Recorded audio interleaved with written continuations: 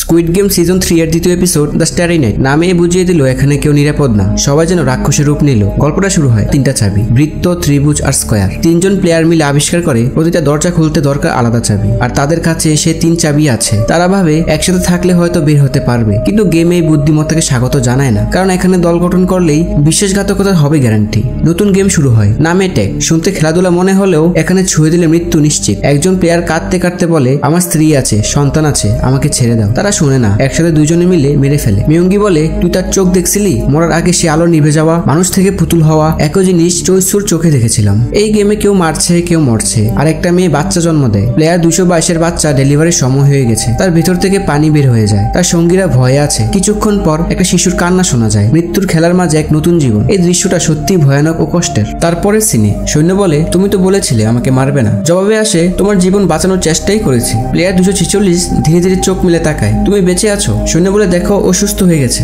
আর number 11 তাকে গুলি করে মেরে ফেলে।